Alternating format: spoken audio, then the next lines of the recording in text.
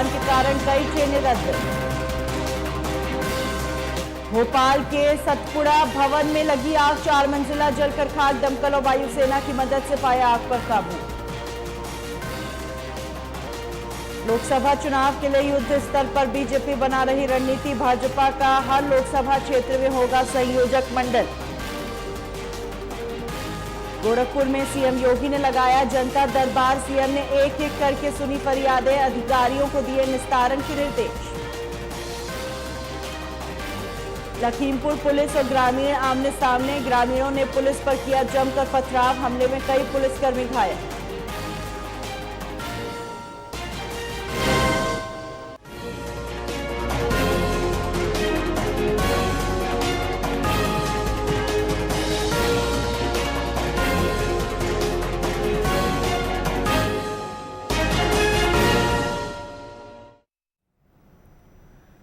नमस्कार, स्वागत है आपका। आप देख रहे हैं न्यूज लाइव, मैं हूं आपके साथ हिना। प्रधानमंत्री नरेंद्र मोदी आज देश भर में चयनित हुए लगभग 70,000 युवाओं को नियुक्ति पत्र बांटेंगे।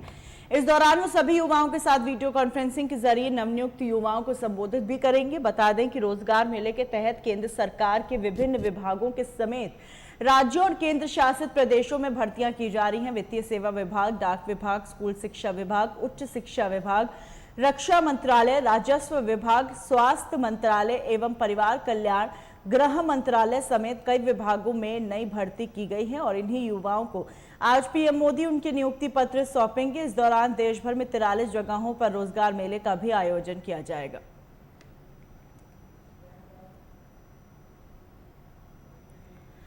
चक्रवात तूफान बिपरजॉय को भारत पहुंचने में अभी 2 दिन का समय है, लेकिन इसका प्रभाव दिखना शुरू हो गया। बिपरजॉय की वजह से समुद्र में कई फीट ऊंची लहरें दिखाई दे रही हैं। वहीं इसके कारण पश्चिम दक्षिण तटीय इलाकों में बारिश भी हो रही है। भारतीय मौसम विज्ञान विभाग ने मंगलवार को बताया चक्रवात बिपरजॉय पोरबंदर से 290 किलोमीटर और जखाऊ बंदरगाह से 360 किलोमीटर की दूरी पर है।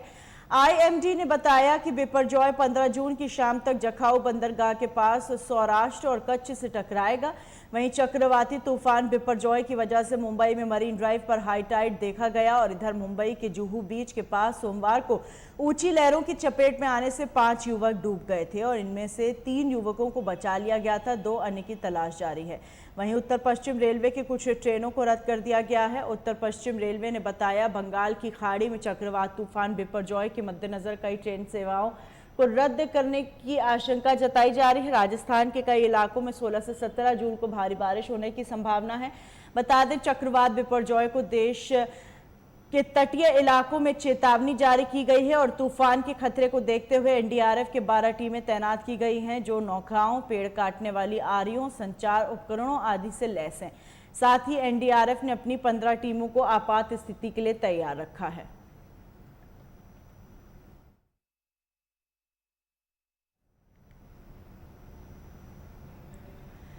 चीन में जून का महीना खत्म होने के साथ एक भी भारतीय पत्रकार नहीं होगा। चीन की ओर से वहां काम कर रहे आखिरी बचे भारतीय पत्रकार को जून महीने के खत्म होने से पहले देश छोड़ने को कह दिया गया है। चीन ने सोमवार को अपने पत्रकारों के साथ भारत में भेदभाव और अनुचित व्यवहार का आरोप लगाया।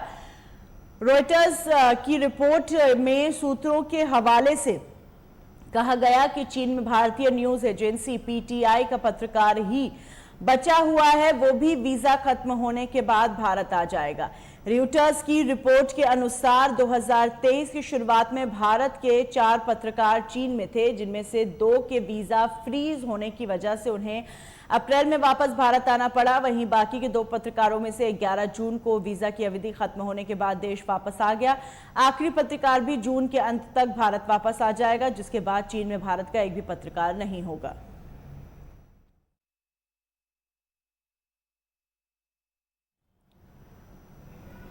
राजधानी में मंत्रालय के सामने स्थित प्रदेश सरकार के दर्जनों विभागों वाले सतपुड़ा भवन में सोमवार शाम 4 बजे के बाद भीषण आग लग गई।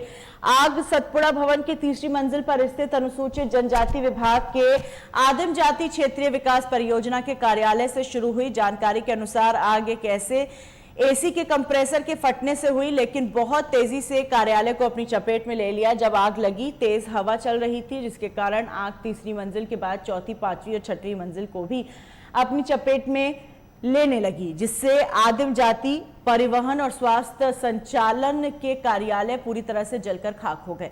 बहुमंजिला इमारत होने के कारण शुरुआत में सतपुड़ा भवन में आग बुझाने के प्रयास पूरी तरह से नाकाफी साबित हुए।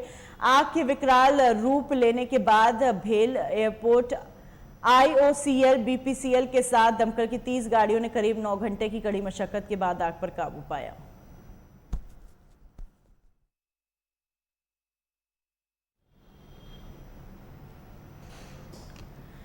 ट्विटर के को फाउंडर जैक डॉर्सी ने मोदी सरकार को लेकर कई बड़े दावे किए हैं, जिसके बाद विपक्ष लगातार सरकार पर हमलावर है। डॉर्सी ने कहा, किसान आंदोलन के दौरान भारत सरकार ने ट्विटर पर आलोचना करने वालों के अकाउंट सस्पेंड करने का दबाव बनाया था। अब इस मामले में मोदी सरकार के मंत्री ने जवाब दिया है। केंद्रीय मंत्री राजीव चंद्रशेखर ने जैक डॉर्सी के इस बयान को झूठा बताया और कहा, ट्विटर के हर बार भारतीय कानूनों का उल्लंघन किया। इसके अलावा उन्होंने ट्विटर पर ही तमाम तरह के आरोप लगा दिए। केंद्रीय मंत्री राजीव चंद्रशेखर ने ट्विटर पर जैक डॉर्सी के बयान को जवाब देते हुए कहा, जैक डॉर्सी ने ये साफ झूठ बोला है। शायद ट्विटर के इतिहास के उस बहुत ही संदिग्ध हिस्से को मिटाने की एक कोशिश है।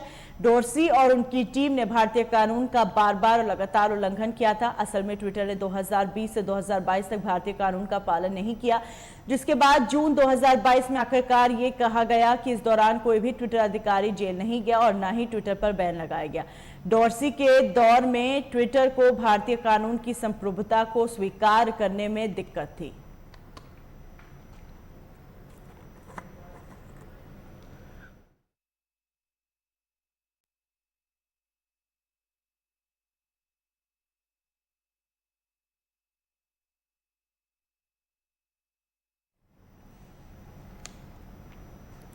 कांग्रेस महासचिव प्रियंका गांधी जबलपुर से कांग्रेस के इलेक्शन कैंपेन की शुरुआत कर चुकी हैं। उन्होंने नर्मदा पूजन की, फिर जनसभा को भी संबोधित किया। इस कार्यक्रम में पार्टी के कमलनाथ, दिग्विजय समेत कई अन्य नेता भी मौजूद रहे।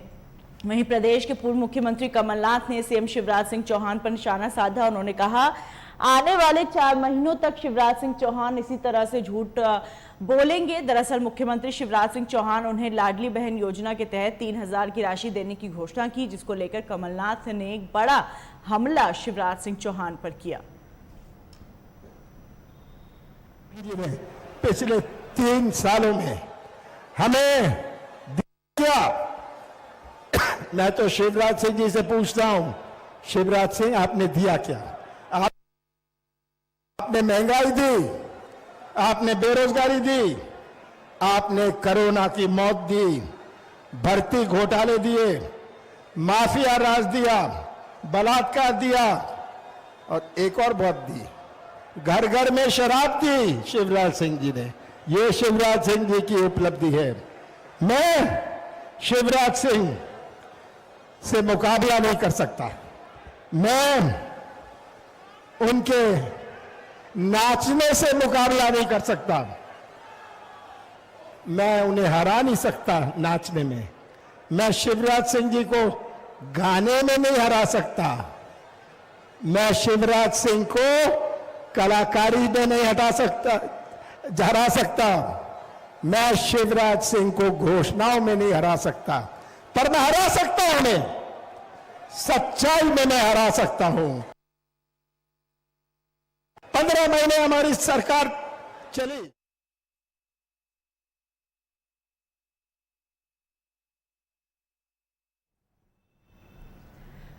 दिल्ली की केजरीवाल सरकार प्रदेश के सरकारी स्कूलों को विश्व स्तरीय बनाने की दिशा में लगातार प्रयास कर रही है और इस दिशा में आज एक बार फिर दिल्ली सीएम अरविंद केजरीवाल और शिक्षा मंत्री अतिशी ने उत्तम नगर स्थित government girls senior secondary school के नए भवन का उद्घाटन किया। इस मौके पर उन्होंने छात्रों से संवाद करते हुए उन्हें बधाई दी और कहा कि एक और स्कूल टीन शेड से शानदार बिल्डिंग में तब्दील हो रहा है। यह बच्चों को अच्छे माहौल में पढ़ने का अवसर मिलेगा।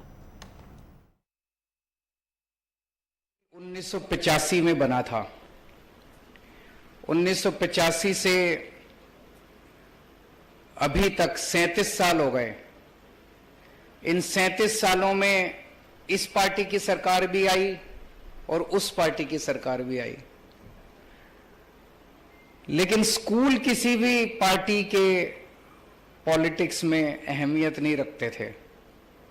स्कूलों को ठीक करना बच्चों को शिक्षा देना, गरीबों के बच्चों को आगे बढ़ने का मौका देना, ये कोई बात ही नहीं होती थी राजनीति के अंदर। कोई ना कांग्रेस कहती थी कि हम आए तो हम आपके बच्चों को अच्छी शिक्षा देंगे, ना बीजेपी कहती थी कि हम आए तो हम आपके बच्चों को अच्छी शिक्षा देंगे। हम आने के बाद बस यही कहते हैं कि हमको वोट दोगे तो हम आपके बच्चों को अच्छी शिक्षा देंगे। हमारी तो पूरी की पूरी राजनीति बच्चों की शिक्षा के ऊपर आधारित है। 37 साल के अंदर दोनों पार्टियों की सरकारें आई, किसी पार्टी ने आपके टिन वाले स्कूल को ठीक करने की नहीं सोची। लेकिन कहते हैं कि हम तो केवल वो हैं, मीन्स हैं, ऊपर वाला करवाता है। तो ऊपर वाला शायद इंतजार कर रहा था कि एक दिन आम आदमी पार्टी की सरकार आएगी और वो दिल्ली के सारे टिन वाले स्कूलों को शानदार बनाएगी। केवल आपका नहीं, दिल्ली के अंदर जितने टिन वाले स्कूल थे, सारे टिन वाले स्कूलों को तोड़ के और शानदार इसी तरह की बिल्डिंग्स बनाई जा रही हैं। पहले एक गरीब का बच्चा जब सरकारी स्कूल में आता था तो उसके अंदर बहुत हीन भावना होती थी कि मैं कैसे स्कूल में जा रहा हूं। उसी घर के अंदर, एक ही घर के अंदर मैंने कई पहले राजनीति में आने के पहले हम भी एनजीओ में काम करते थे, झुग्गी झोपड़ियों में काम किया करते थे लोगों के साथ। एक ही घर के अंदर एक बेटी है, एक बेटा है। बेटी को सरकारी स्कूल में भेजते थे, वहां पढ़ाई नहीं होती थी। बेटे को किसी तरह से पेट काट के माँ बाप आसपास के छोटे मोटे प्राइवेट स्कूल में भेज देते थे। उसी के अंदर हीन भावना रहती थी बेटी के अंदर कि मैं तो बेकार के स्कूल में जा रही हूं। उसे लगता ही नहीं था कि मैं कोई पढ़ाई लिखाई कर रही हूं, बस ये था इतनी पढ़ जाएगी, 8वीं 10वीं 12वीं पढ़ जाएगी, फिर शादी कर देंगे। लेकिन अब जिस किस्म के सरकारी स्कूल बन के तैयार हो रहे हैं, ये बच्चों को एक अच्छा भविष्य देने जा रहे हैं। ढेर सारे ऐसे लोग हैं जो प्राइवेट स्कूल से निकाल के अपने बच्चों को सरकारी स्कूलों के अंदर भर्ती करा रहे हैं। अब जो बच्चे सरकारी स्कूलों में आ रहे हैं वो हीन भावना नहीं, जबरदस्त कॉन्फिडेंस के साथ भरे हुए हैं कि हम भी जिंदगी के अंदर कुछ कर सकते हैं और हम भी भारत माता के सपनों को साकार कर सकते हैं, भारत के विकास के अंदर हम भी शामिल हो सकते हैं। वो कॉन्फिडेंस अब हमारे बच्चों के अंदर दिखाई दे रहा है। आज जितनी ये बच्चियां आई हुई हैं, इनके चेहरे के ऊपर जो खुशी और जो चमक दिखाई दे रही है, जो पेरेंट्स आए हुए हैं उन पेरेंट्स के अंदर भी ये कॉन्फिडेंस दिखाई दे रहा है कि हाँ, अब हमारा बच्चा परिवार के लिए, बड़ा होकर परिवार के लिए और समाज के लिए कुछ कर सकता है। पहले गरीब घर के अंदर माँ बाप यही सोचते थे पढ़ाई लिखाई तो होती नहीं है, स्कूल में भेज के क्या करेंगे, टाइम खराब करता है, इसको काम पे लगाओ, 2 पैसे कमा के तो लाएगा। अब वो खत्म हो गया है। दिल्ली के अंदर एक के बाद एक शानदार स्कूल पूरे दिल्ली के अंदर बन रहे हैं। कुछ बिल्डिंग रह गई अब, जो मैं एजुकेशन मिनिस्टर से भी कुछ दिन पहले डिस्कस कर रहा था कि कितनी और बिल्डिंग रह गई हैं। कुछ चंद बिल्डिंग रह गई हैं, बाकी दिल्ली सरकार के सारे स्कूल लगभग इसी किस्म के, इसी स्टैंडर्ड के स्कूल बन गए हैं। इस स्कूल में, इस अच्छे स्कूल में बच्चों को आने का मन करता है। बच्चों से मैं मिलता हूं, बच्चे कहते हैं जी पहले स्कूल जाने का मन नहीं करता था और अब स्कूल से घर जाने का मन नहीं करता, हमें लगता है हम स्कूल में बैठे।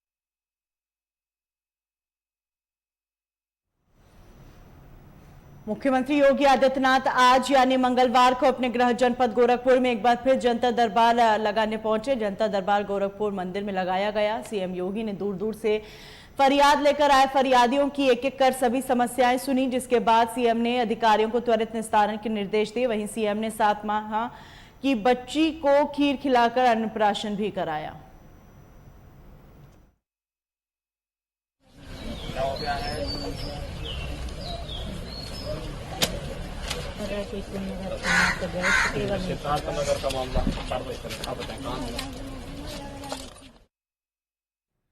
उत्तर प्रदेश में गांवों के कायाकल्प के विजन को ध्यान में रखकर काम किया जा रहा है। सीएम योगी आदित्यनाथ अब राज्य के सभी गांवों को स्वच्छता और स्वावलंबन को ध्यान में रखकर नए अप्रोच के साथ कार्य योजना को आगे बढ़ा रहे हैं। वहीं प्रदेश के सभी गांवों को ओडीएफ बनाने के लिए ही ओडीएफ प्लस कैटेगरीज में गांव को अपडेट करने के लिए काम किया जा रहा है। प्रदेश सरकार ने गोवर्धन और अपशिष्ट प्रबंधन के जरिए गांवों की तस्वीर बदलने की दिशा में तेजी से कदम बढ़ाए हैं और इतना ही नहीं, गांवों में प्लास्टिक समेत अन्य अपशिष्ट प्रबंधन को लेकर भी बड़े पैमाने पर काम किया जा रहा है। अब इन प्रयासों के जरिए प्रदेश के सभी गांवों को स्वच्छता की रैंकिंग में ऊपर लाने और राज्य व देश स्तर पर पुरस्कृत किए जाने के लिए प्रदेश सरकार प्रयासरत है। हमारे गांव व्यापक सुधार के साथ साथ स्वच्छता के बृहद लक्ष्य को आगे बढ़ाते हुए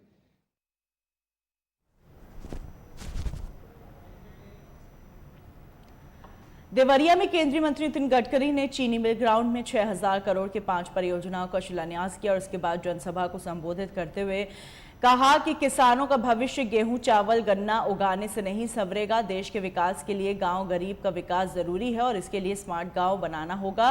रोड के विकास से देश तरक्की करेगा। किसानों को अन्नदाता ही नहीं ऊर्जादाता बनने की जरूरत है। पेट्रोल डीजल की जगह एक एथेनॉल से वाहनों को चलाया जाएगा, जिससे विदेश को जाने वाले 16 लाख करोड़ की बचत होगी।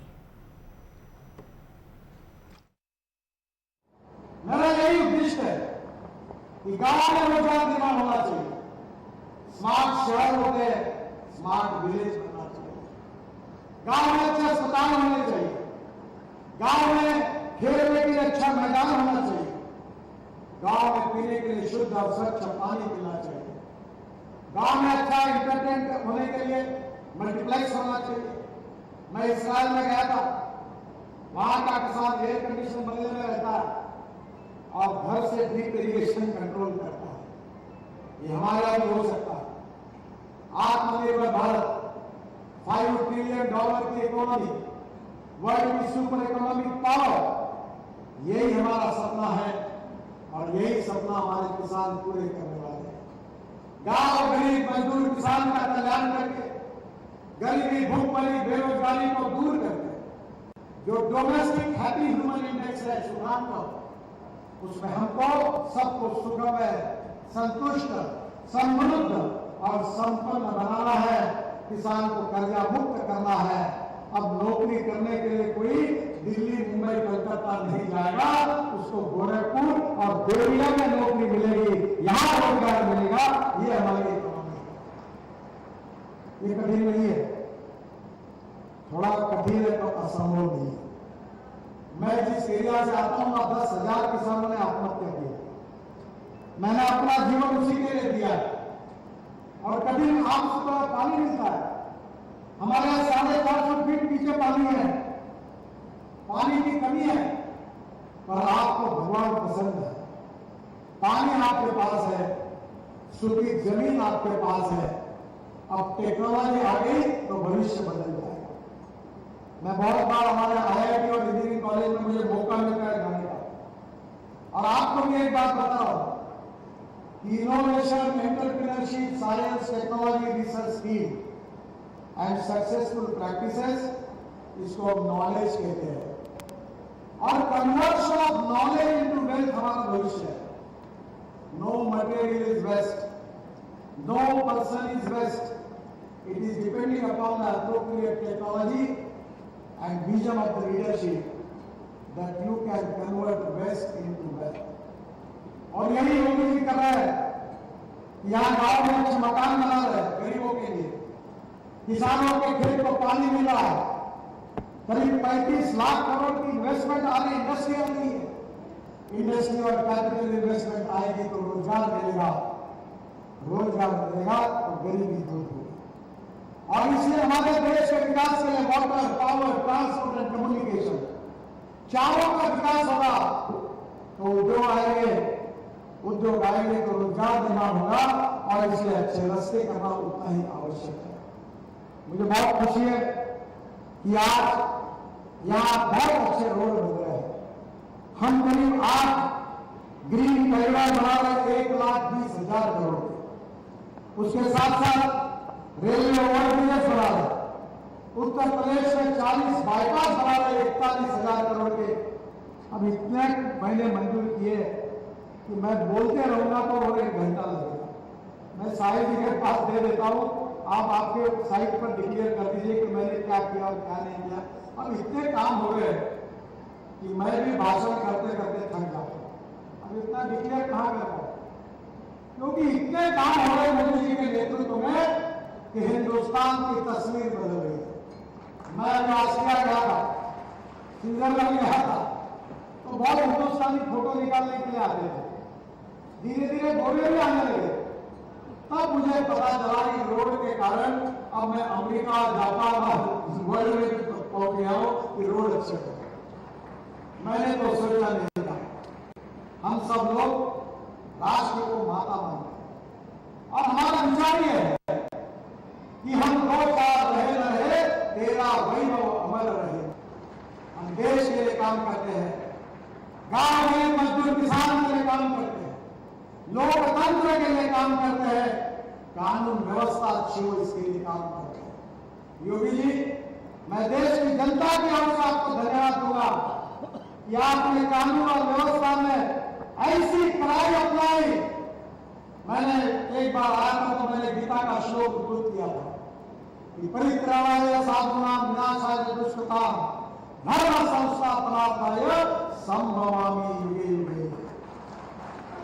वही बात याद आती है कि जब जब अत्याचार बढ़ता है, गरीबों पर अन्याय होता है, ईमानदार लोगों पर अन्याय अत्याचार होते हैं, और जब कोई ऐसे गुंडे लोफर उचक्के समाज में अन्याय करते हैं, तब भगवान श्री कृष्ण ने कहा था कि तब मैं अवतार लूंगा और इनको पूरी तरह से समाप्त करूंगा।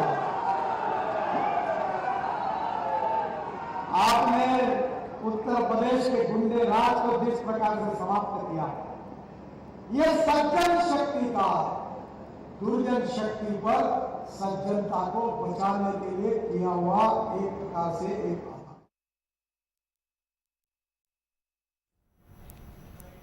इन्हीं खबरों के साथ बुलेटिन में फिलहाल इतना ही। दीजिए इजाजत।